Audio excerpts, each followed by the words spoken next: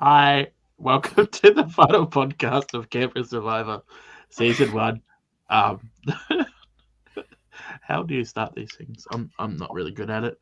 But anyway, welcome. Today we're going to be interviewing the winner and runner-up of Canberra Survivor Season 1. And we'll be wrapping up this podcast season. How exciting. Yes. Hi, Josh. Hi, man. We see each other pretty much every night on Sunday. I actually send you a text of like, we're not doing 3 interviews in one row ever again. Why not? It's fun. I mean, like, I have to stop doing a lot of things, like hang out and watch TV. Yeah, I've got to watch TV. TV comes first. True. So we're just waiting for Jeremy comes in. Well, he's having some technical issues. It's in Canberra. That stuff happens all the time in Canberra. Apparently. The classic technical issues in Canberra. So Josh, so you kind of mentioned yesterday that you want to talk about why Brad and Charlene win. So do you want to like briefly? Oh, Jeremy's here. Sorry, maybe we can put it on later. Yeah, okay, we can put it on. Okay. All right, let's welcome Jeremy, the winner of Survivor Canberra. Hey, Team. Congrats! Good, congratulations. Thank you. You look really different without the long hair. No, I know. Yeah, I know. I mean, I've had a pretty big identity crisis last couple of weeks, but yeah, it's just a little change.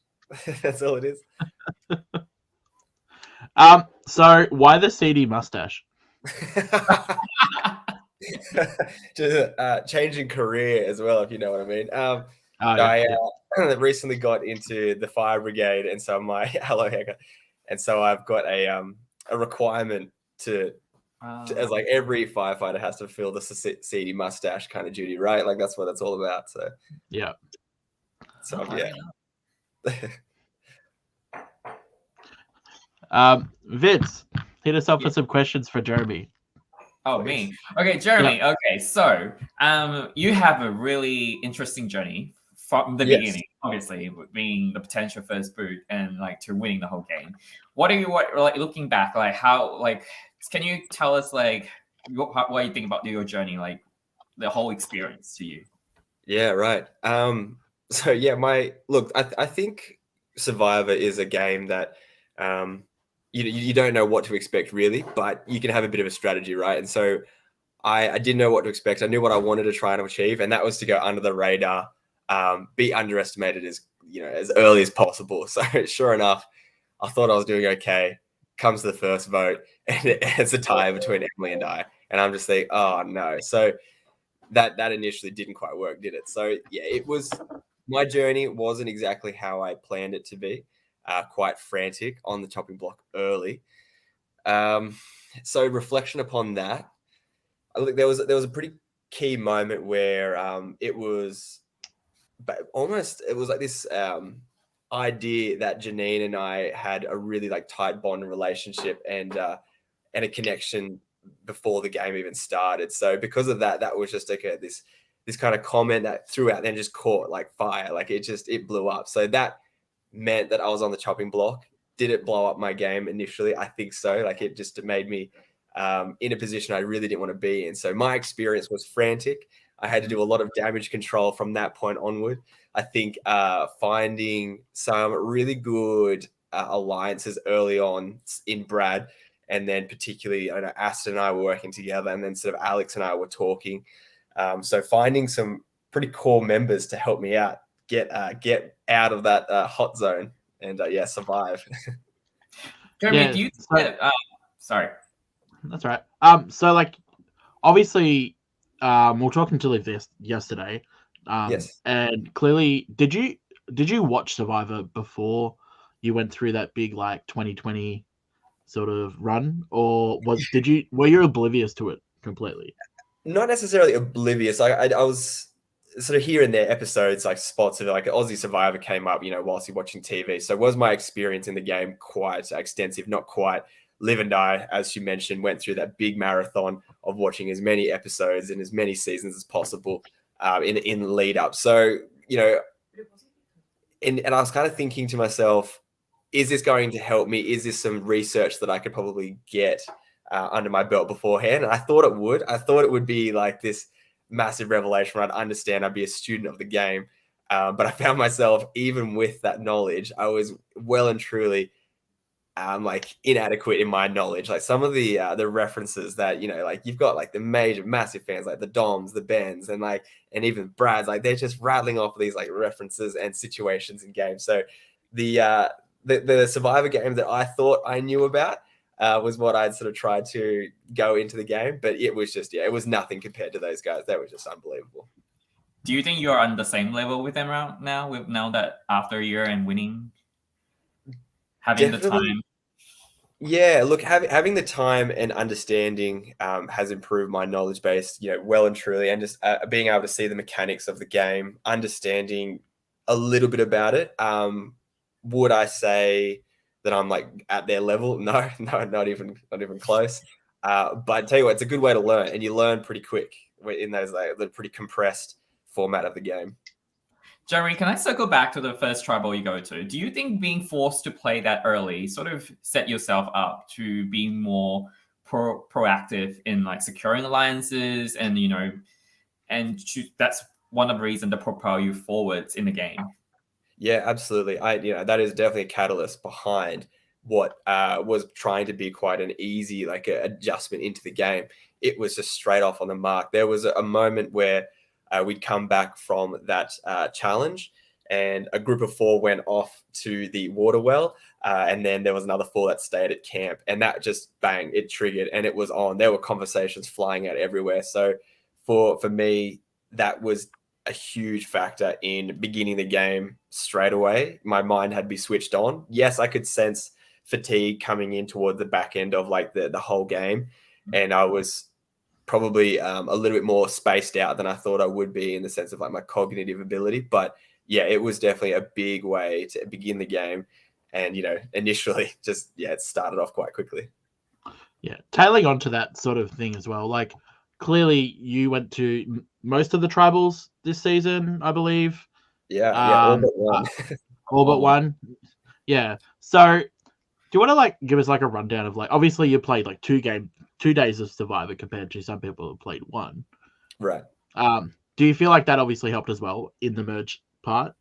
Because in the merge situation, yeah. So the understanding how the dynamics of the tribal council went probably assisted a little bit, particularly with because it's such a tricky situation, right? So you're in tribal council, you got to be really careful about what you do say and what you don't say, and having that thought process, or at least that mindset from early on, I probably shifted this language or even this way of thinking in that pre-merge, and then come post-merge, you learn up, you pick up certain mannerisms and you pick up certain ways of thinking and talking that hopefully may have like helped out not only with the all those post-merge tribal councils, but even that final one, right? Like even just the way that people have their answers and what they kind of answer and how they read or see the game gives you little cues, little bits of hints on perhaps what they might be looking for in overall to respect the game in the end.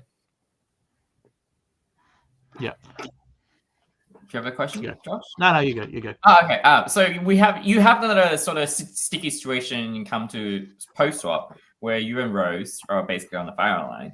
Like, how do you get out that tribe? Like, because it's probably 50% you or Rose, but they managed to. Did you? Because we know that you voted with Rose to vote out Ben.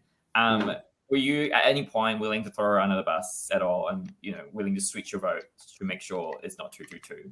Yeah, look, that was a pretty tough situation. To be honest, like Rose came up to me straight away as soon as we lost that challenge. She said, "Look, I've been in this situation. I know what they're probably thinking. They're probably thinking me." And I was like, "Right, well, let's see what we can do to make sure that doesn't occur." Because by that stage, Rose and I, although we were pinned against each other at the very beginning, we got to this point where I really wanted to work with her because I'd rather work with her than against. And so we did a little bit of digging, did a bit of investigation of what happened that pre-swap, what we could try and bring up and, cause a bit of turmoil. And then on top of that, trying to find a bit of like an immunity art or some kind of advantage for us. Mhm. Didn't work out.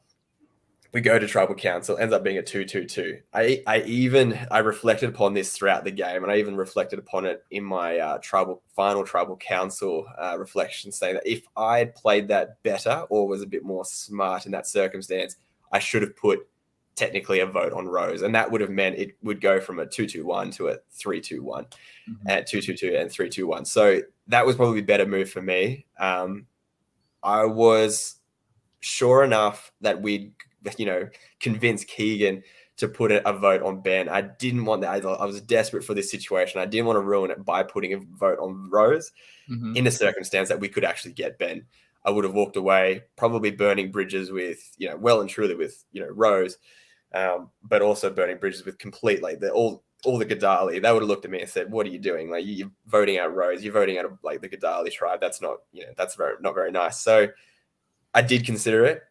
I was probably silly not to, but in that same way, I just didn't want to risk a chance of actually working out and being successful and me just blowing it up. So yeah, it was a tough one. Rose, I think credit to her, she saw it coming and she had that she had preempted that move. So we're doing our best to try and get it working for us. We just couldn't. If you guys lose the next challenge, do you think you'll be going home, or do you have a backup plan, sort of throw someone under the bus? Yeah, look, I mean, I was going to continuously pin the Keegan vote. So I was very conscious of the fact that if we went to that the tribal council just pre-merge, it was probably going to be me. My best attempt would be to try and throw Keegan, because he did a good job. He lured me in with this. Yeah, no worries, I'll work with you. Let's go get Ben.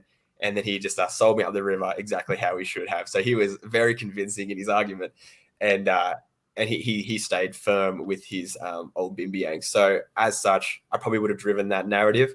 I would have been pretty futile though. I feel like those Bimbiang were fairly strong, and they had me outweighed and outmeasured, so they were just going to pick me off. I have no doubt. Yeah. Did you know that Keegan was throwing the challenge at that the one you guys lost? Look, I definitely didn't at the time. I was like way too focused on the objective, and I was like, we've got to do this. We're so close.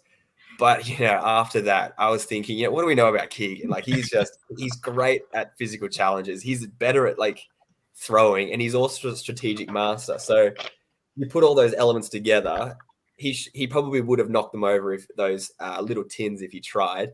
Strategic master is that if he sees 2 or 3 balls flying into those thorns, he's probably not going to continue to do that. So he would change his strategy to maybe a lob, or still probably go hard at it, but he probably would have knocked him over. So I didn't at the time. I wasn't like, oh man, this guy's playing us. I was thinking to myself, oh, we're so close. But afterwards, I was like, that's fair play. It's what he probably wanted to do, and he executed it perfectly. But I was thinking, yeah, wow, that's a little bit suspicious, knowing how good he is at those games. So I guess the next day, you come in, you see that Isaac's gone. What were your thoughts there about Isaac not being there? On Isaac not returning? Yeah. Look, I mean, firstly, I was a bit curious and a little bit concerned in the sense that if he's not rocking up on day 2, I really hope he's okay. But then, secondly, that the mathematics started to kick in, and I was like, that's a Bimbiang member gone. That improves my probability, enough in a sense that, we've got a little bit more of an even playing field now. What did it do exactly to? I mean, it definitely did have an effect. I didn't give it enough thought to really calculate how much of an effect, right? So as soon as the merge happened, we were all sort of like gathering together, having a big conversation. I didn't really get the sense at the time, at least, that it was definitely going to be a Gadali versus Bimbiang kind of situation. But I think, as you mentioned, looking back on it, my thoughts were, well, it can only improve my circumstance. Thankfully, Isaac was fine. He just was absent, really. And at the end of the day, that just helped me improve from a final. It was a 10 down to a 9 straight away. Yeah. Keegan has a question for you. If Keegan had gone ban on that vote, would you have thrown him under the bus for the next round? If I had gone ban on that vote where it was a 2-2-2. No, if he voted for you with you guys. So if Keegan voted for Ben, so it'd be 3-2. 3-2. Oh yeah. During that, if it would end up being a 3-2-1, would I have?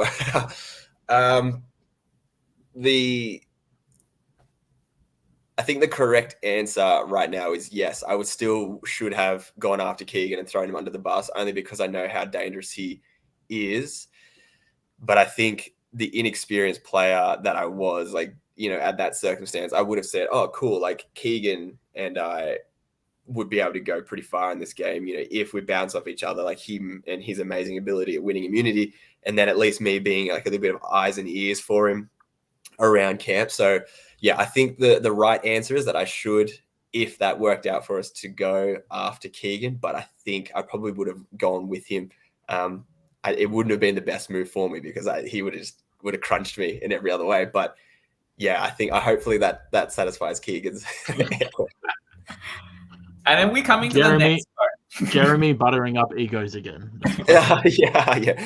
Brown nose Haggerty. And then the next vote, we have the Alex vote, where you're again on the brink of being voted out, and Alex basically sacrificed herself. What were your thoughts going in? Do you think that she's going to do that for you? And what are your thoughts going through your mind at that time?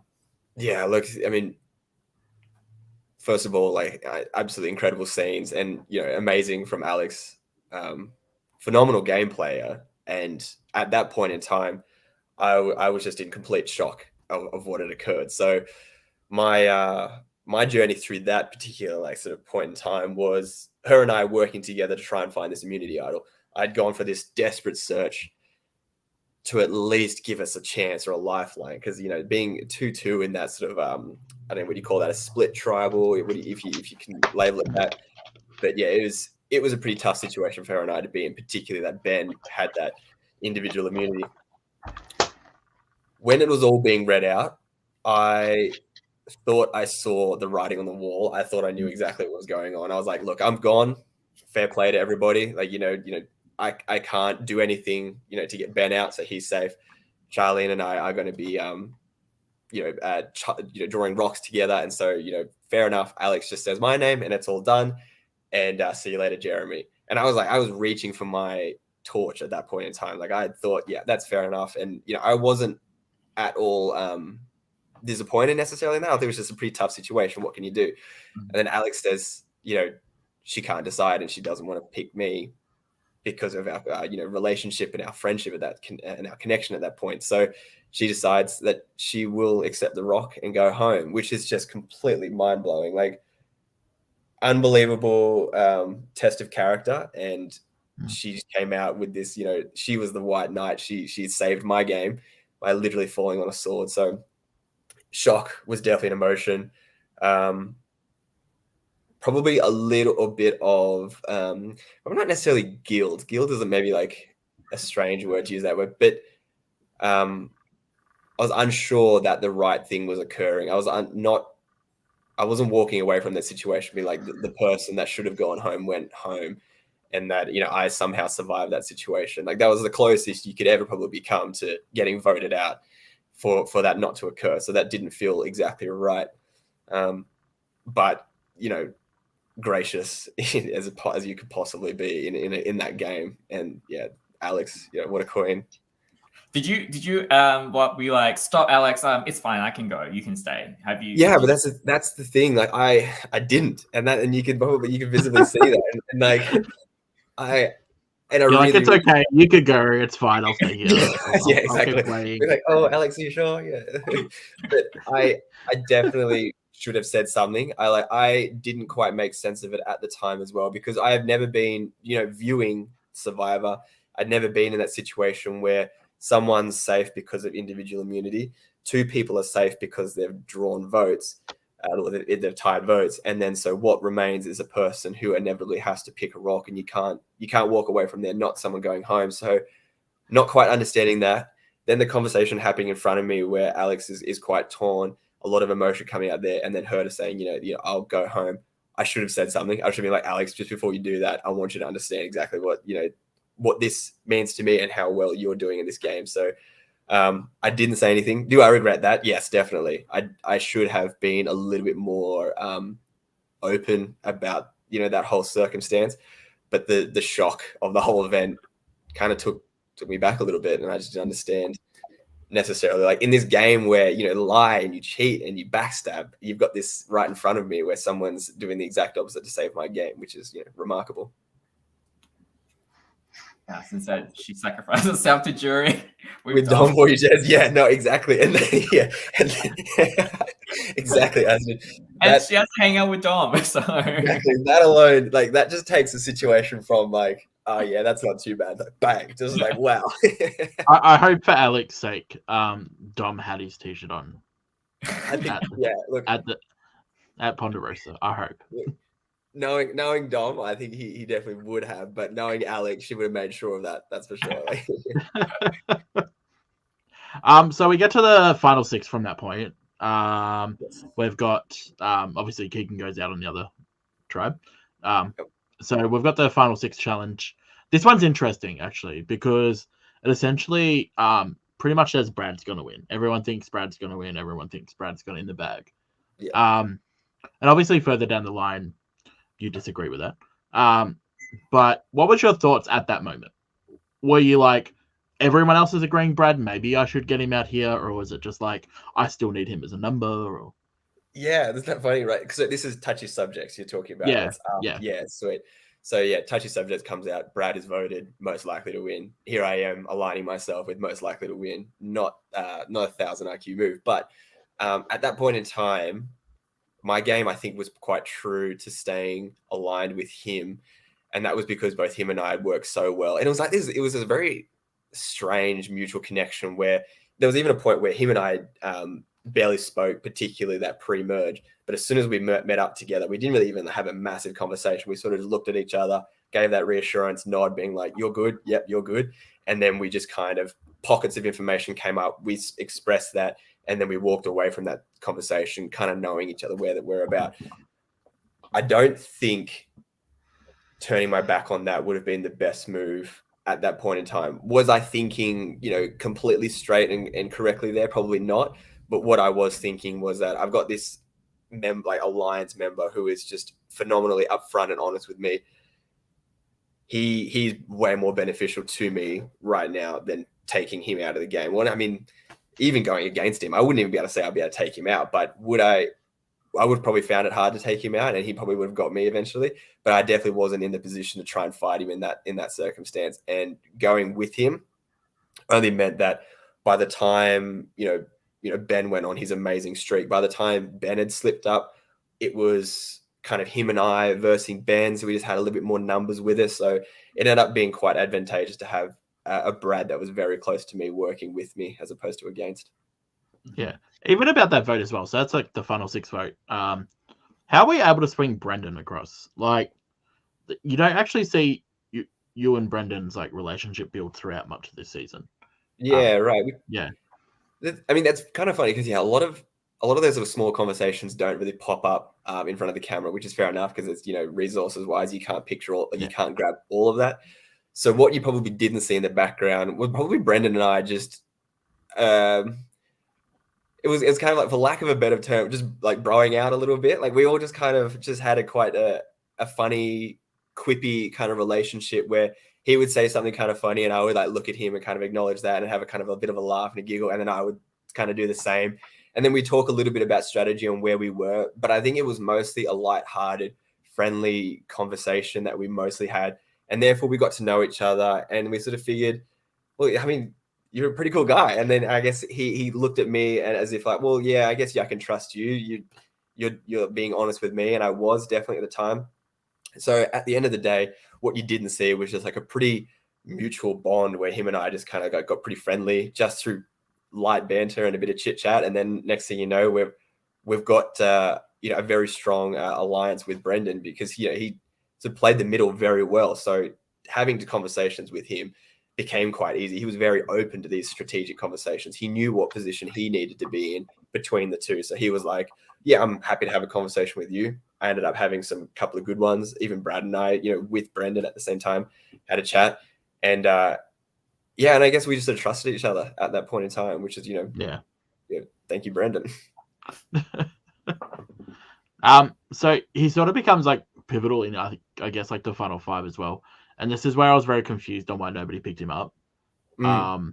Because going into like the final 3, you sort of want to have 3 in the final 4 that you want to go forward with. So were you more like wanting to take Charlene to the final 3 instead of Brendan, or was it more on, it just worked out that way and everybody was happy with taking out Brendan? Yeah, it was absolutely, like, the mathematics checks out there. Like, for that point in time, that would have made a lot more sense. That probably would have worked out well if I hadn't had this probably unique and a very honest and genuine conversation and connection with Charlene after the Alex vote.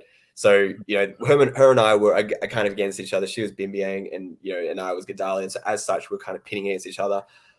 I was trying to get her out because I thought she was insulation for Keegan, for quite a while. I was very wrong about that. She was actually very good insulation for Ben the whole time.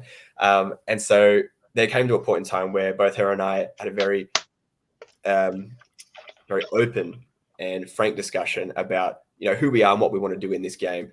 And probably a little bit more about our feelings around that Alex vote. And you have that honest discussion, you just automatically, create this connection with someone. So I probably would have gone with Brendan and said, yeah, let's do it like a strong 3 and make it a 3 versus 1 in that final 4. But unfortunately for Brendan, like I absolutely adored and I grew a lot with Charlene at that point in time. And then Brad and I had this really tight bond from the very beginning. So he was just, unfortunately, just out of that order of which I would prioritize. And unfortunately for him, very fortunate for me, that I just thought to myself, I can't vote for Charlene ever. I don't want to. And then Brad and I want to see Brad and I go to the end with this as well. So that for me was my ideal final 3. And so taking her and then a 2-2 situation, that final 4 didn't make a lot of sense. Absolutely, Josh, you're correct. But that's how it kind of worked out for me and my thought processes. I think, and then we skip forward to the we voting out Ben, because I think that's the only way you can go, because you're winning the challenges. Congratulations. I think. Do you think you'll be in trouble if you don't win that necklace? If it's Ben, and then if Ben wins it, yeah, I don't think I would be. I think they're looking at Brad being like, he is just out of control in his strategic gameplay. He's very like elusive gameplay. So I think Ben, in the way that he articulates his conversations and his strategy, he probably would have convinced even me to go against Brad in that situation. So I don't know if I was necessarily the top priority in getting out at that point in time, that final 4. I think Brad would have been. Would you open to vote up Brad at that point? No, no, I don't think so. So you were doing 2-2. You would force a tie, basically. Yeah, I would force a tie, and the only reason I would do that is because Ben having power, like the way that he already had power. If, for example, if he goes in that situation with Charlene, and and without any effective, or like I don't know, if there's just no way of stopping him, I think, really. So I would have preferred to have gone a 2-2 like sort of tie if Ben had been in that control point. So you actually think you'd lose against Ben at Final Trouble? Agreed. Yes, yes, I would. Absolutely. And that was why and again, though, it was a pretty simple strategic move for me to vote for Ben. It was also quite pertinent that I had a lot of conversation with Charlene. I said, I'm not going to vote for you. And I said to Brad, I want you to be there in, my final 2 or 3 situations. So it just so happened that us 3 were having a very good conversation. And Ben was probably the number 1 king on the throne that we had to try and get rid of. And because of that, I had to get rid of him. But if I wasn't able to, I think he would have, he definitely would have cleaned me up in that final tribal council. Would have been a good juggernaut battle between Brad and Ben, and how well that they can, pitch their strategies and their games to each other, to the jury. Sorry. Jeremy, before, like, after you knowing you're securing final 3 and then Ben is out, how confident are you that you're gonna win this game, and how many jury votes do you think you can get? Have you like calculated that in your head? Be like, okay, I'm probably gonna get this person, that person, and yeah, I wasn't clever enough about the way that I did that. I like to admit that I did the math, and I was sort of saying to myself, okay, who do I think I'm going to get the votes for, and who should I try and get the votes for, and as such, how do I pitch my final speech towards that maybe? So yeah, you take your gimmies maybe, and then you go for those maybes. I wasn't clever enough in doing that mathematics or that speech. For me, I was just in damage control. I wasn't confident in how I would be able to deliver that tribal, that final tribal speech. And so I was in a process of, I need to just swing for the hills. I need to at least express as much as I could possibly by differentiating, what my game was and different to Brad's, how I battled through most tribal councils, and at least made a pretty good connection with, most people, at least on that, not on that, if not on that jury, then, most people in the game. So I was in damage control. I was just trying to get as many votes as possible, not necessarily knowing who would, because at the end of that, you just don't know. When it comes to that parchment, you thought, yeah, like he was nice, but this person, Charlene or Brad, played a much, much better game. So, for me, it was just go for it as hard as you can, and hopefully it works out.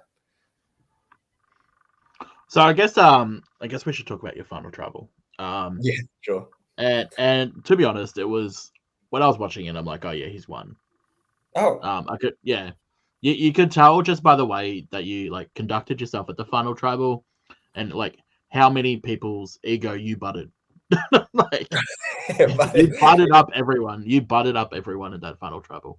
And yes, you only got 3 out of 6, but obviously your connection with Charlene is what sealed the deal. Was that your plan going in, or is that just you as a person? Do you like buttering people up? Or do you like buttering people up? Yeah. no. Liv says no. I must not butter her up enough. Is that my personality? That's a pretty tough call. I don't necessarily know. Based on this game and how people have responded to me, maybe it is a part of my personality. I'd like to think so, because I think it's a pretty nice characteristic, or at least a trait to have, being genuine and nice to people. It was not so much about the brown nosing aspect of it, but it was having in a way the spotlight to at least express my gratitude and a bit of respect about the game. So really, it gives you a bit of an audience to say, this person, phenomenal work. I loved working with them. This is what I had to do to try and get them out. And that was probably the way that I approached it. If it sounded like I was paying way too many compliments, then yeah, maybe it could end up being a little bit cheesy, but that was how I genuinely felt at that time, particularly going through such a hard weekend, coming out, meeting these people, and end up being in a situation which, I take a lot of honor and pride, be in that final 3. Meanwhile, there's other phenomenal players on that jury. So that kind of puts me in a position where I need to like be a little bit respectful of, where I am right now. And so, yeah, letting them know how well they played was definitely a genuine thing. I wasn't like a brown nose necessarily, but the way it turned out was, it ended up working out quite well. And even just like a comment just now that a few people sort of said that and thank you very much, Josh. That's a nice compliment. I didn't think I did all that well in the final tribal speech. I had a lot of regrets going through my head, like live and while speaking, because I heard Brad's and I was like, damn, Brad did so well at that. So, I'm glad to hear that it actually came across quite decent. Yeah. And you managed to swing Keegan, who actively on camera said that your speech changed his vote. So, I mean, yeah. And I think you answered his question brilliantly, and I think that's what he wants from you, and you gave it to him. I mean, thank you very much. And that's even in its, a little snippet of that is like quite the compliment from Keegan. So yeah, I appreciate what he did in that moment in time. And so yeah, it's I was really happy with that. Yeah. Mel says it perfectly. Yeah. Yeah. Thanks, Mel. Were you surprised that it's a 33? What were you thinking like when Yeah, absolutely. I didn't expect, first of all, to get like many, considering how well Brad. I thought Charlene definitely. I thought if someone was going to vote for Charlene, it was going to take away a vote for myself, and that would in favor benefit Brad.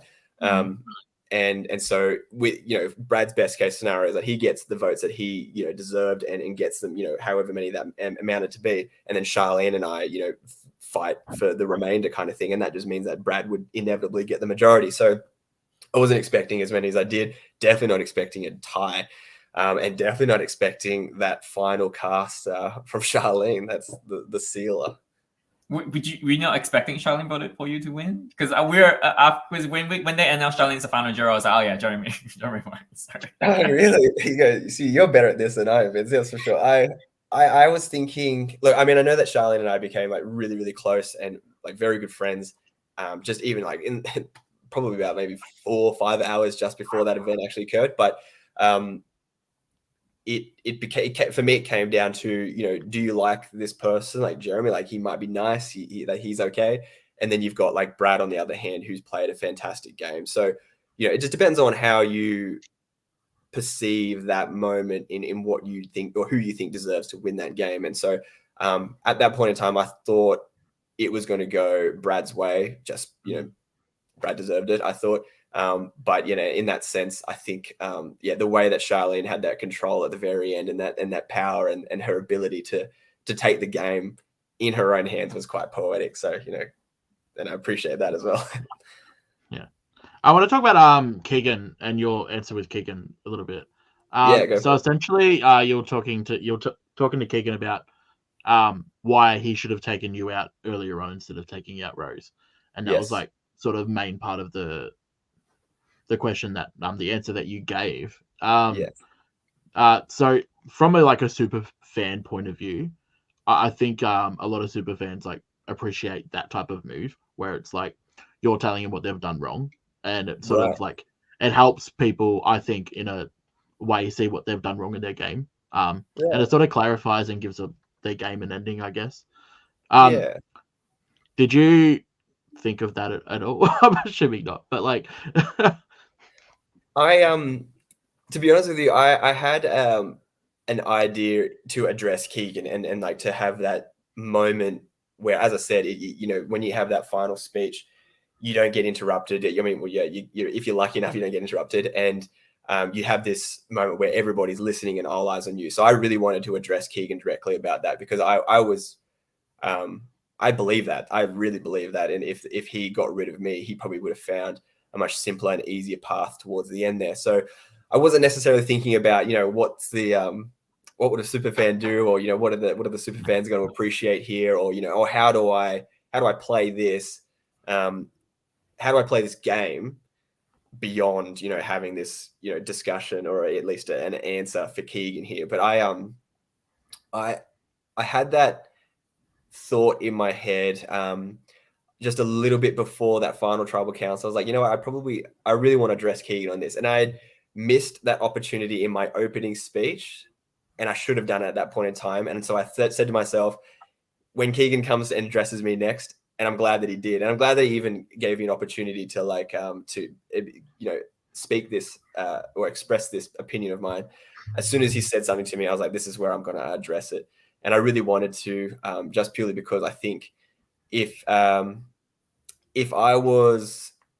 were reversed and he said to me, Jeremy, the reason I voted you out is because I knew you were a threat and I had to butcher you well before you had any opportunity to get any gravity or any following or any opportunity, I would have said, that's fair enough and fair play. So I think I wanted to do that for him.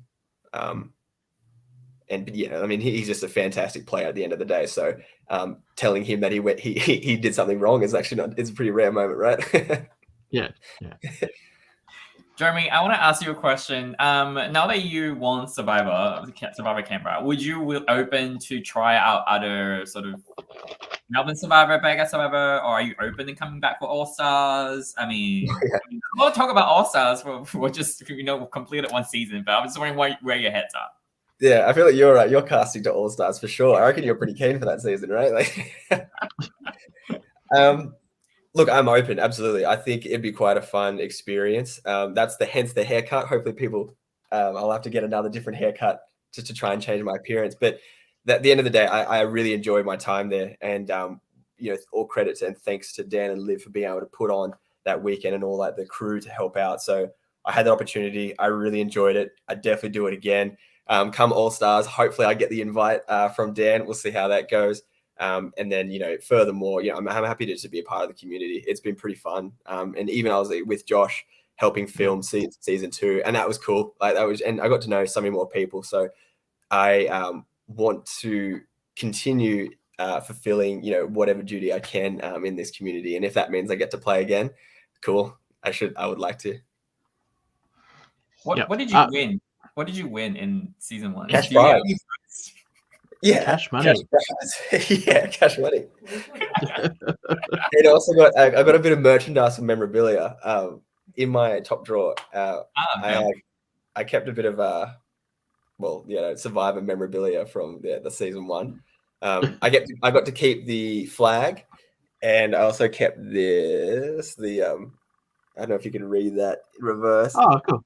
Oh, but it's it's Charlene's final vote. And so I put it in a little sweet little frame. Oh, nice. So yeah, that's what I won. Memories. But yeah, and cash prize.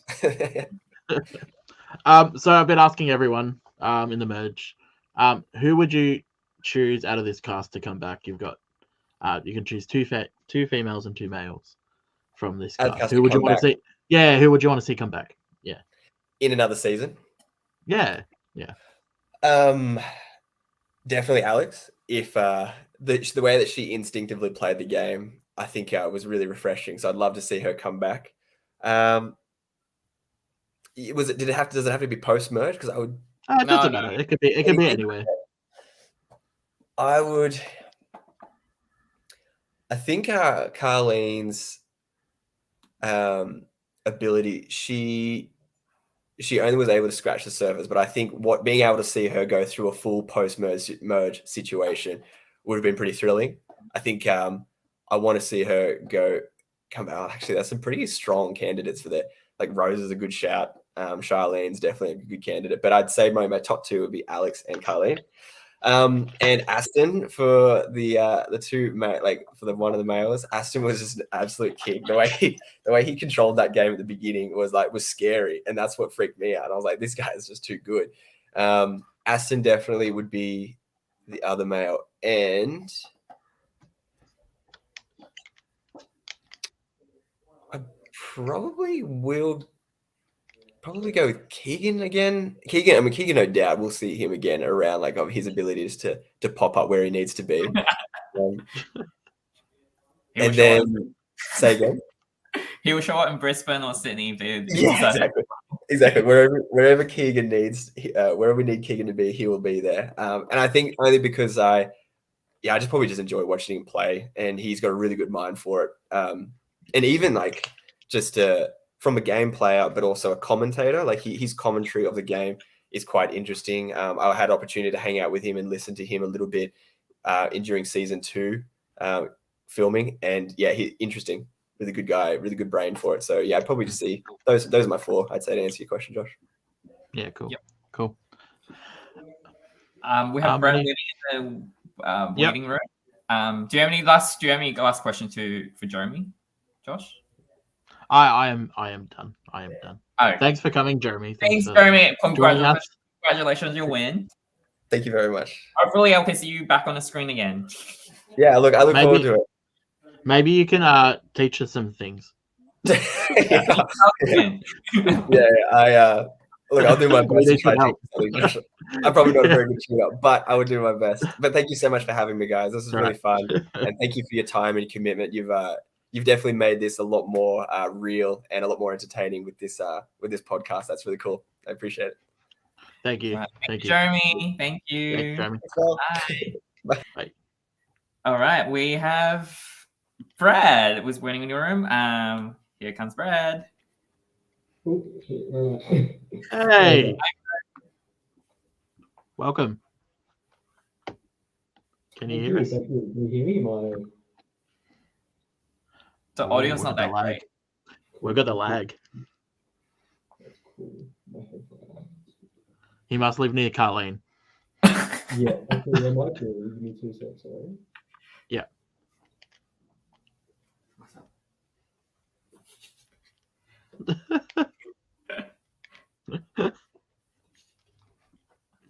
Keegan is going to send his identical twin.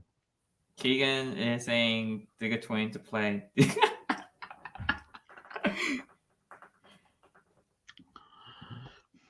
What's Therese Keegan's already- identical? Therese already. Yeah, is. that's right. Yeah, Melbourne, backyard, Canberra. At the same time. No, he means to play again. Keegan, just change your name to like, I don't know, Toby. Toby. No, Toby's his brother. So like, They'll never know. Maybe yeah, Toby could apply. Maybe Toby could apply for Keegan. Yes. And then Keegan just turn up. Yeah. Liberty, Like, they'll hey, never know. I'm Toby. Negan. Yeah, Negan can play. Yeah. Yeah. Pratt said we need a Brisbane Survivor. Like, you need to start one. You can't Make it happen, Pratt. Make it happen. All Don't right. run your minis. Don't run your minis. Tegan. Sorry, can you hear me now? Is that better? Yes. Oh, that is heaps better. Yeah. Yeah. Sorry, I had to switch my phone. My computer is well and truly on the way out, so the audio never works. That's all right. All good. Welcome. Congratulations. Final 3. Final 2, actually. Thank you. That's all right. How was your experience on Canberra Survivor? No, it was great. I don't know, it sounds like a cop-out, but I just can't say enough good things about it. Had a great time. It was a great way to spend the weekend. Had a lot of fun. Just, yeah, I can't rant and rave enough about it. Just, you guys have both played a live game before. I'm sure lots of people watching now have. It's just a hell of a lot of fun. Well, we didn't make it that far, so.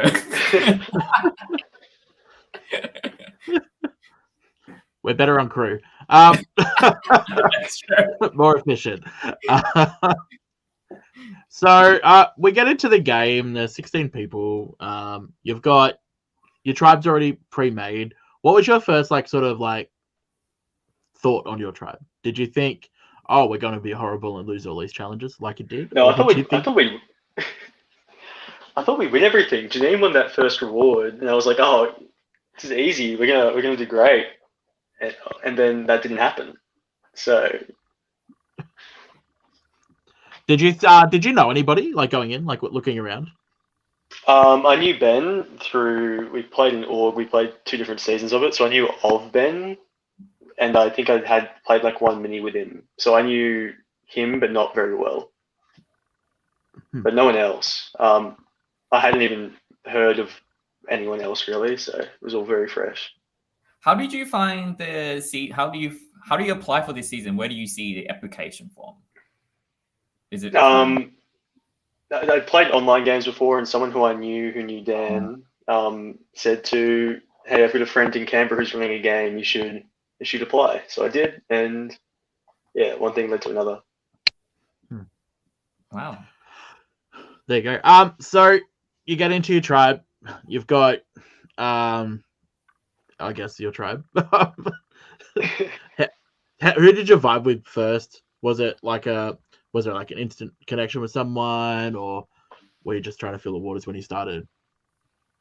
It was actually, so when we first started, when we first arrived, I was there pretty early. I remember Aston was one of the first people there, and I remember just seeing him. He's going, "Oh, this guy knows what he's doing."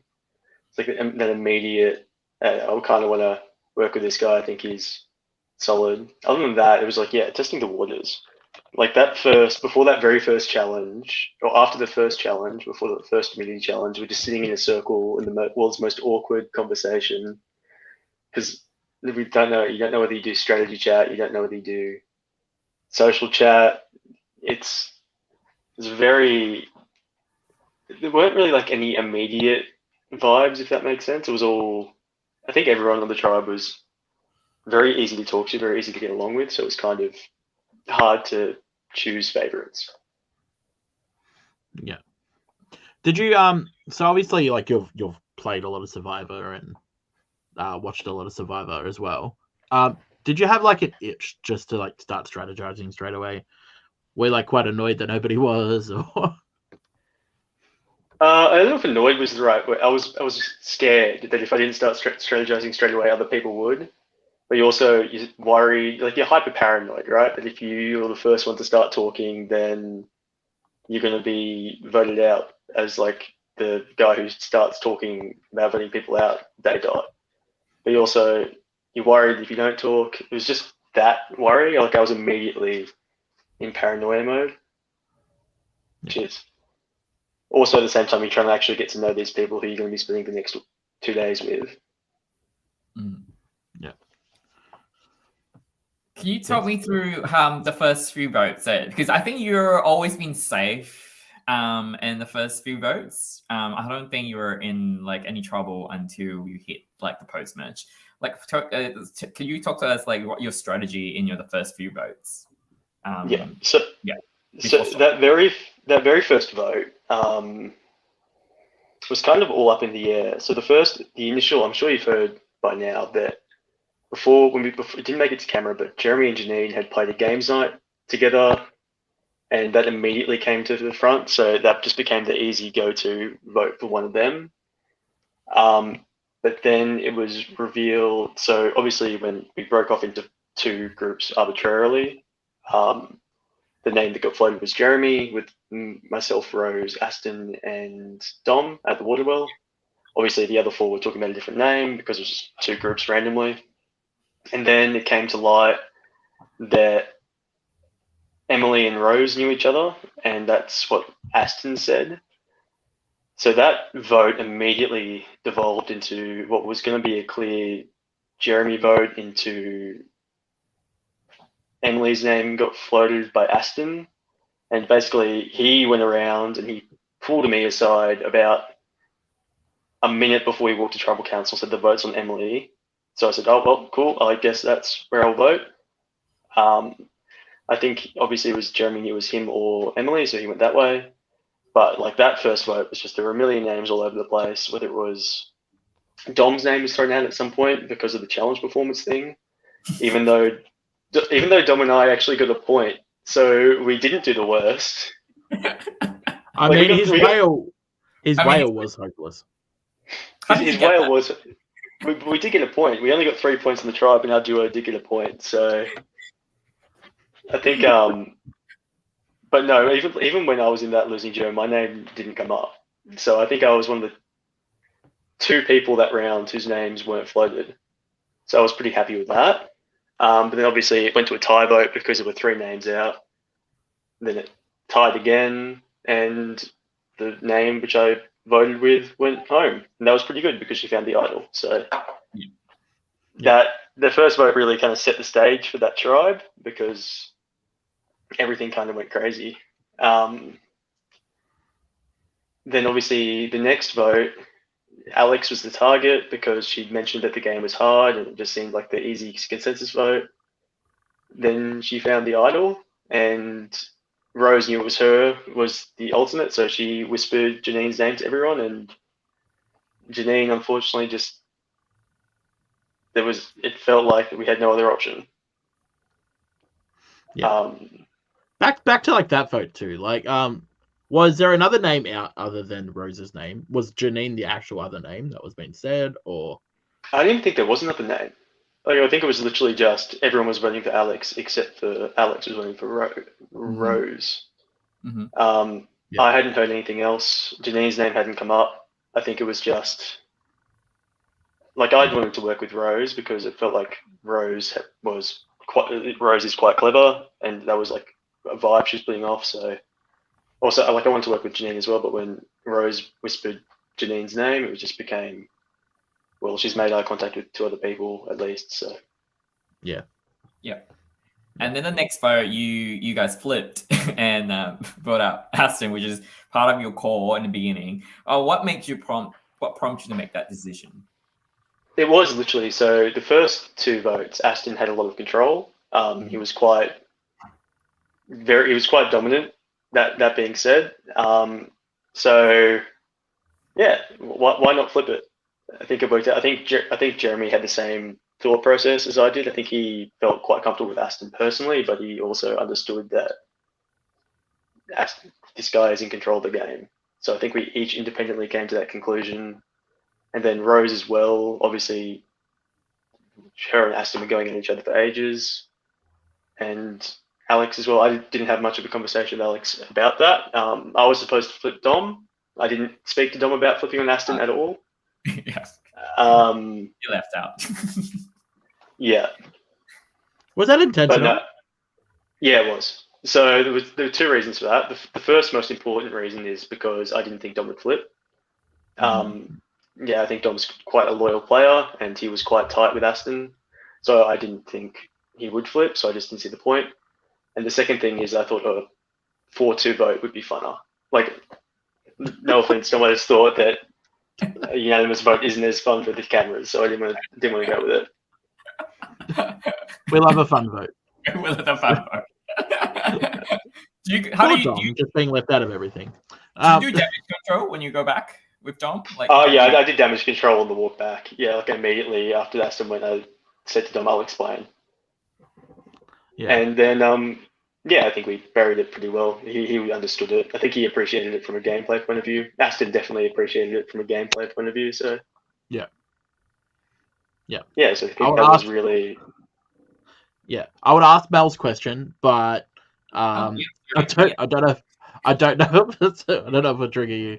No, we're not putting in narrative. No, it's been a running joke. It doesn't trigger me. Like no, obviously not. I never intended to vote out the women. It kind of crumbled like that. Like I don't know. Like I wasn't the driving. It just kind of happened that I was on those votes. Like the Carleen vote was the next one, and that was purely because Carleen was the strongest player in the game, and she was like, I don't like targeting weaker players, so take out the top player, and it just happened it was a woman. Can we talk about that vote as well? So your mindset on Carleen going into swap, like you're like, okay, Ash, Isaac can stay. I'm gonna try and get them to vote for Carleen. Yeah, and part of that was because the second that we drew buffs, Ashley whispered to me, "I'm flipping." So I'm like, "Oh, cool. That's sick." like, so I was pretty confident for most of that swap because I felt like Ashley wanted to flip, and I felt like she also we were on the same page that Carleen was a very strong player. So you used that. So, the information she told us as well was that Carleen and Keegan were quite close, and Keegan's obviously has an air about him that he's quite powerful. So, if you use the swap to your advantage to take out one of the most powerful people who's in a power duo, then it was always going to be like that. Ashley got it to flip, and of the two, Carleen seemed the bigger threat than Isaac. Yeah. I guess coming into the second day, I'll just ask Jeremy the same question. Obviously losing Isaac does help out former Blue, quite heavily. I do believe. Do you feel like it did as much as the edit sort of showed, or? I'm not sure. I do think it did help us out. We were in a much bigger deficit. I don't know. I do think one of Blue likely goes as merge boot if Isaac is there. I don't know if it's Dom. It's kind of hard. I feel like of the Blue, Jeremy was the most obvious threat, so he's probably the first to be targeted, and they have a bit more wiggle room with when to target us. So it would change the entire dynamic about when we target people. I think there's less of a narrative of Charlene and Keegan being allied. I think as Aston just said in his comment, I think people would have assumed that Isaac and Keegan were close, so Isaac probably becomes the secondary target there. It's really hard to tell. It would have made it a lot harder for us to cockroach our way to the end. Yeah, cockroach you did. for sure. And then you found the extra vote. Oh, you and Alex. Is it Alex that found the same clue that leads to an extra vote? Are you ecstatic that you found the extra vote, and what were you planning to do with it? Like at that I was so excited. I was ecstatic to have a advantage. I had no idea what to do with it. And then when that first vote was happening, and there were like a million names being thrown out, I told Ashley about it. And then like immediately as we were walking to tribal council, I was like getting extremely sus on Ashley because she wasn't giving me anything. Like, oh crap, I shouldn't have told her. So I just needed to burn it. Is that the reason why you burned it on that first match? Partially was a Hail Mary to force a flip, and partially was so Ashley wouldn't have that info on me. So it was like a combo. And it was like part of it was I don't know what the votes are, but I think the 4 blue is safe. If I can just throw an extra vote out here, maybe it'll do something or another. I don't know what. Like the strategy there wasn't fully formulated. And part of it was I didn't want that information to leak that I had an advantage because I saw what happened when people kind of knew that Ben had an idol. Mm-hmm. Yeah, right. Were you almost successful? Like because if Alex didn't flip, because if Dom doesn't take his shirt off, Alex doesn't flip, and then you guys all the blue would still stay in the game, and then Charlene would go home, and then you guys would have a more safe, like smooth sailing towards the end, I guess. Who would have thought Dom taking his top off was like one of the biggest moves of the season? Yes. Change the direction. Change the direction of everything. So going into the final 8 vote, you've got yourself, Brendan, Ash, and Keegan in the same tribal, I guess. Yeah. Did you like just know it was going to be Keegan, or were you actually worried? Yeah. No, I knew it was going to be Keegan. I thought, the amount of conversation that had come from both Ash and Brendan independently that Keegan was a threat, I was pretty confident it was going to be Keegan. Like theoretically, Keegan and I could have had a chat and come on board to like do like a bottom rising up thing, but I think at that point we both knew to such an extent that it was one of us that neither of us would have believed anything the other said, no matter what. So it just never would have gotten off the ground. So I was pretty confident it would be Keegan. So me hunting for the idol was less for me playing it and more for Keegan not playing it. Did he hurt your ego a bit when he pushed you over? No, that was fun. No, it reminded me of or a nudge. Yeah, we want to know: is it a push or a nudge, or is it a? No, I don't think he intended to send me to the ground. I think it was a nudge, but just because it was so wet and slippery, I just went down like a sack of bricks. No, it was a lot of fun. It reminded me of playing rugby as a kid, or like running around as like a 10-year-old having no idea what I'm doing. So it was good. So I guess we get to like the final 6, and this is where your game, I think, becomes very hard for you to continue. It's when you have been told by everyone that you're going to win, essentially. Yeah. So tell us how that went down, because clearly you would have been shitting bricks at that point, because people have seen your game, essentially. Yeah, I thought I was screwed. Yeah. That came out, and I was like, "Oh no, I'm dead here. I'm going out 6th." Yeah, I like as soon as that got read out, I'm like, nah, this is not good. And you just can tell that suddenly everyone's perspective of you kind of changes. Like I was like up until that point, I was playing relatively under the radar, and then I just kind of had to. Like from final 6 onwards, my game shifted from sneaky like nonsense to defense, like pure and plain, like trying to survive each vote.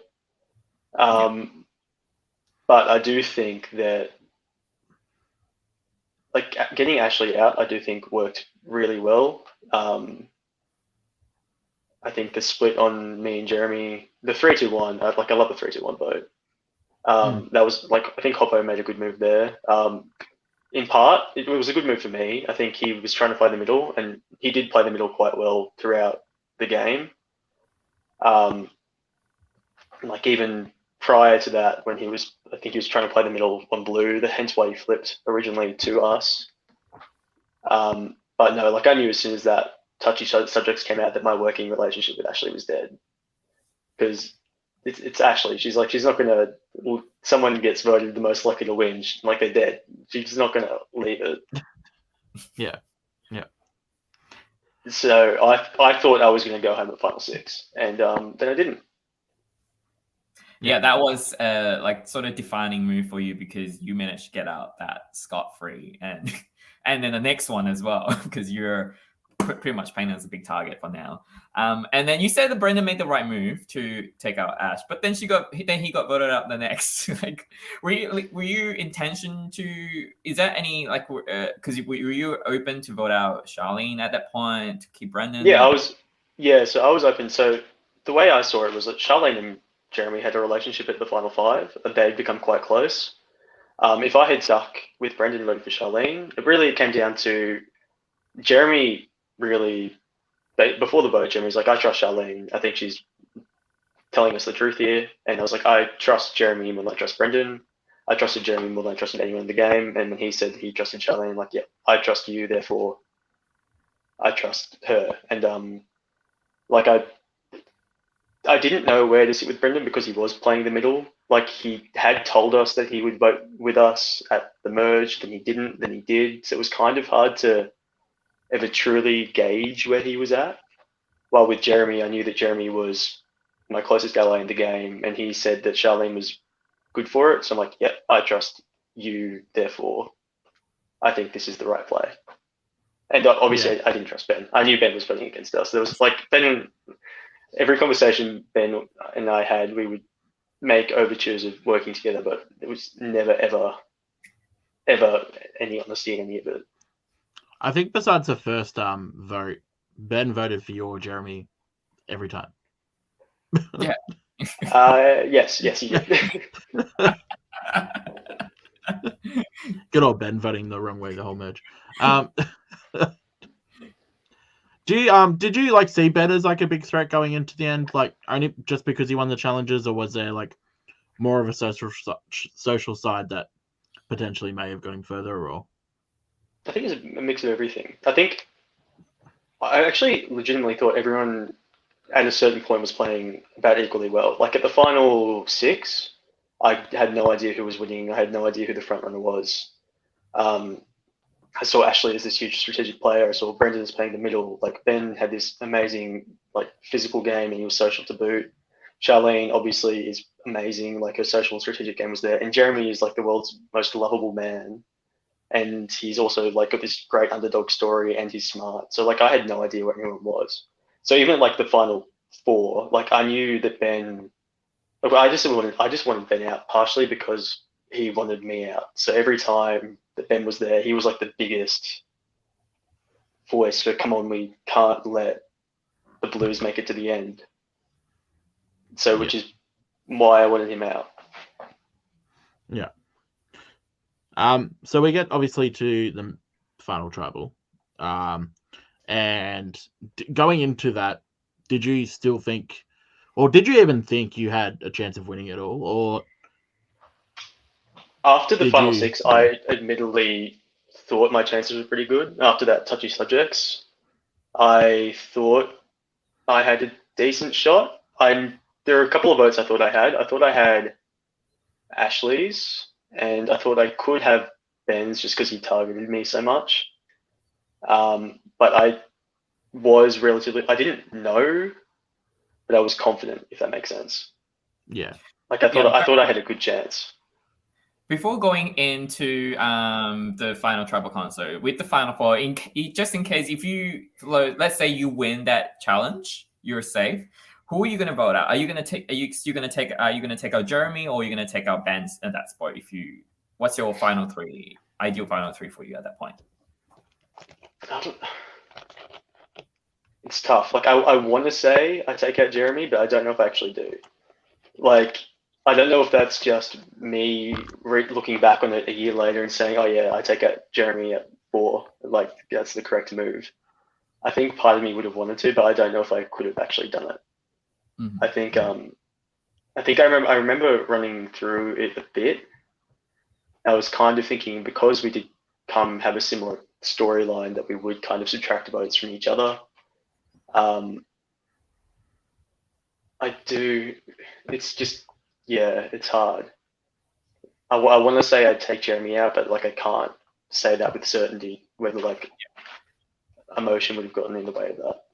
Yeah, but I also think that Jeremy then can't use the excuse that he brought you to the final because you brought him to the final. So I think he lost that argument, and then you're probably gonna secure Keegan's vote. So you probably maybe win in that scenario if you win that final challenge.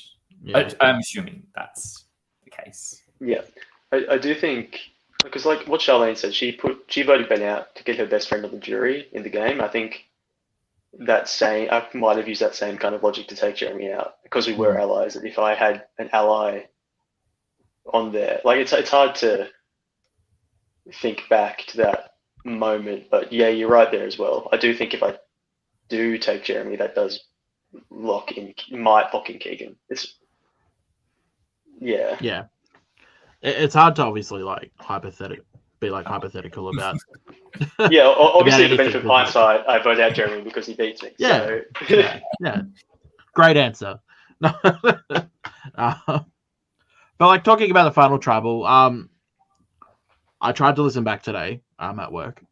Some of the answers and questions you had, because obviously that night was way too loud. How did you feel like you went? Because I think you went okay. Like I don't think you went horrible. I don't think you went excellent. I sort of think like you did your job essentially.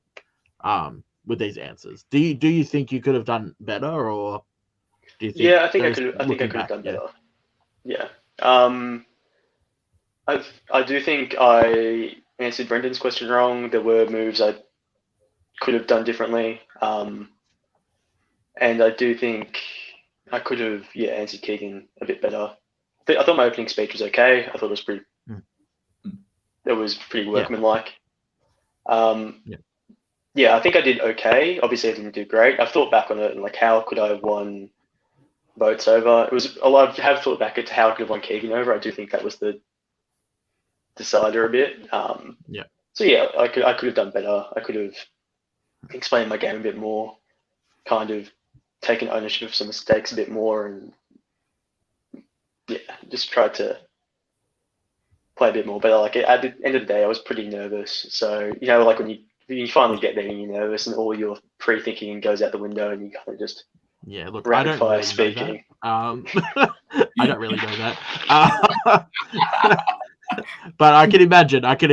It's like a job interview that could go wrong, Yes. And I've gone really just like you walk out of it at the end and you're like, oh, I did that wrong. I probably should have said something different to that question. But at least you learn from it. I think it's like a good reflection. You learn, and then when you go back, you're like, I can do this, and I can definitely win this time because that's the one part that I can need. The best thing about being runner-up, Brad? You'll get asked back for seasons before Jeremy for sure. That's the best thing. If there's a second chances, you're in with it without a doubt. He can never make it. He can never go on second chances. He's had his. Yeah, exactly. Yeah, you've opened up so many doors. Yeah, exactly. Yeah. But we also want to mention that you are all our winner pick going just based on the career. We're like, oh, he's gonna win, and then we see you doing so well in the game. Yeah, and we're rooting for you. And also, was it weird? Yeah, was it weird having like everyone choose you as your winner? Because like I swear nearly probably 70% of people chose you as a winner, and I don't know why. To be honest, like I'm trying to work it out. Like so many people obviously loved your intro video, obviously, but I'm just trying The truth might so my intro video had to be refilmed, so part of it was okay. So that could have been part of it. Like the content was pretty much the same, but my original audio was there were like cockatoos in the background because Canberra's a beautiful city with birds that ruin audio. So that could have been like I don't want to I say have a that funny I story about the accidentally. cockatoos. Yeah. I remember I remember that video. I think that's why. And then when I heard back, I was like, oh, it's improved. What's the issue? Yeah. I didn't know that. Yeah, the content was pretty much identical. I think I just threw in a reference to chasing after an idol because Keegan pushed me over during one. I think that was the only difference. But no, it wasn't that weird because I knew that I made second, so I knew that like in the editing it would make sense to give me some content. So when you do get to the end, you don't know who of the final four will win. Yeah. So like your edit was like screaming winner the whole season. Yes. Like, it was. like your edit was like phenomenal. It was a great like I can't think of the word. I'm not good with words. I won't say anything. I can't think of the word. I can't Well, think. Amy said being runner-up isn't such a bad thing. It is. No. Runner-up's great. I'm proud of how I played. I do think the right man won on the day. I think Jeremy's game is phenomenal. I relied on Jeremy significantly in the merge. Without Jeremy, I don't think I get past final 6 or 5. I was pretty reliant on his social connections. So the edit made it look like the complete other way. It looked like, and I love the edit for it though, like because like watching, I was so shocked that Jeremy won. Like it was so good to like have such a like an edit like that like makes everyone like what. Like I love watching it. It was really cool. It was really good. Brad, I also wondering, were you shocked that it's a tie vote in the final trouble, like in the last reading of the votes? Yeah, I was shocked. Okay. And then once you like Charlene's voting, what are your chances you think you're gonna win? I knew the second was a tie that Jeremy would win. Okay. Yeah, I remember. I think I said to Jeremy that he's won it. Charlene, I think, just had a better connection with Jeremy and could see his gameplay more than a lot of people could because they worked together. So yeah, I thought when it hit a tie, that was I was getting the second place. Yeah. I was wondering if you and Jeremy switched spot, would you be if Charlene's will be your number 2? Do you think? And then that relationship would carry through to the end, and then she would vote for you to win. I'm confused by this question. No, if like just assume Brad is Jeremy. Like they switch spot in that because do you think Alex would have sacrificed? No, God no. Okay, that would happen. No, I don't think Alex sacrifices herself for me. I don't think that happens. Okay. Yeah, I have to assume that Alex have to sacrifice for any of the blue, apart from Dom. Not Dom. All right. We have a couple of questions to ask you, obviously. So I've been asking everyone, if you could have 2 people, 2 females, 2 males from the cast that you would like to cast on a second chances, all stars, whatever season, who would you cast? And so second chance, like I think Carlene definitely for a second chances or for an all stars. I think that's first lock. It's kind of hard. Who I would.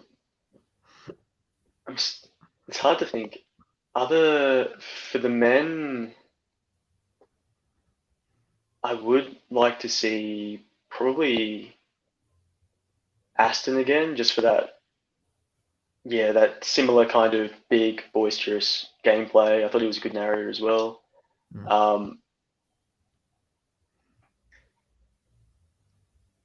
And I do think maybe Ashley again.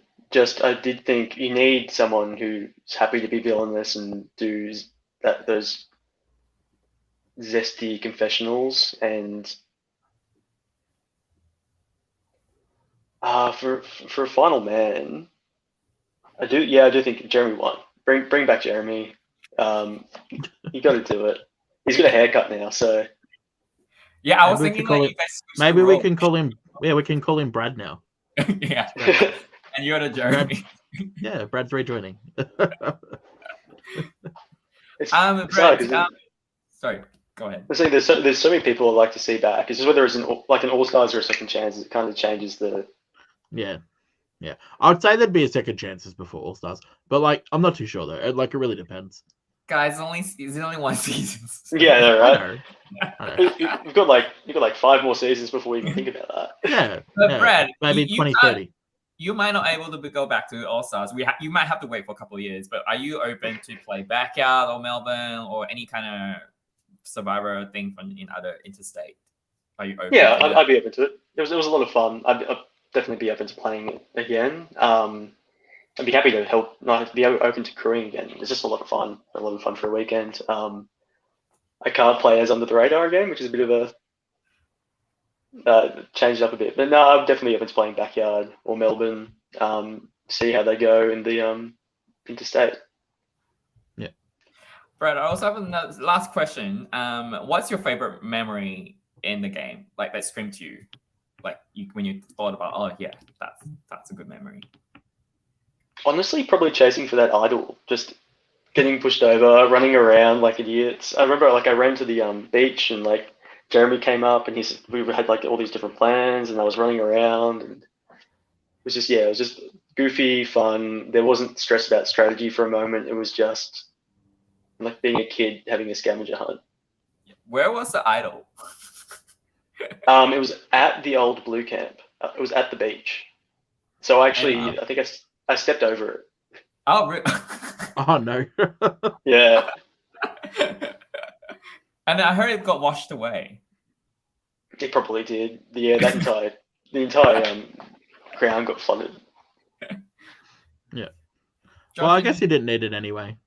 You didn't need the idol anyway. Yeah, that is true. That is true. You didn't need it. Yeah, you didn't need it. It's fine. No, I just want to say thank you for coming on. Thank you to everyone that's watched, I guess, for all this time. It's been lovely to have everyone comment. Just a lot of familiar faces. It's good. Yeah. No, thank you for having me. Thanks for hosting these games. Not games, sorry, the podcast. It's been fun to tune in and see people talk through. And thanks for watching. And thanks for Josh for coming up and helping to crew for season 2. And yeah. Thank you. Yeah. Thank you, Brad. Hope to see Thanks. you down here. So hope to see you down in Melbourne.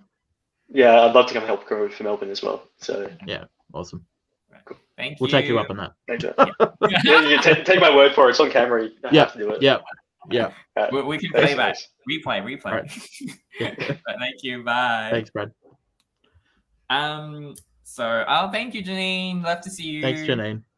Love to talk to you. I guess this is a goodbye. This is it. How sad. I know. We how many weeks have we been doing this? I don't know. Like Too many. too many. Too many weeks. Yes. This is not the end. You're still gonna see me and Josh. We have another potentially 3 months of this.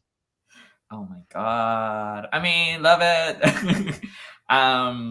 What have we done? What have we got ourselves into? Well, where do I commit to myself? But I might take a few absent because I don't want to brag, but I'm going to Europe, so I'm going for a month. But I would try to do it when I'm not traveling. But otherwise, and Josh, and then we trying to arrange more for back out, trying to arrange more guests to come from. So we'll have people that you love. Mel, we're not. It's not over. You have backyard. It's just roll over, and after backyard, you have Melbourne. another season. Yeah. So there'll be a couple more seasons coming. We're just not going to be in Melbourne. We need a rest. And we can't do Melbourne. We did cruise, so we do know the results. We're production, so yeah. So we know the results, so we can't do Melbourne.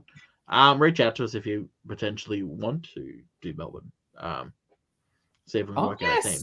Yeah, Canberra, backyard. I mean, if backyard, if you're listening, Canberra, we'll try and work out a team of people that can do it. We which will be great. Yeah, we rotate. Yeah, that's it. Love. I mean, I don't. People don't want to listen both of us talk dominate the whole scene. We're not really good at it. Oh, we're can't horrible at this. we We are can't actually horrible figure at out this. the opening.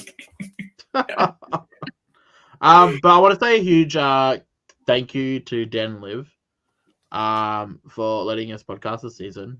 It's been really good fun.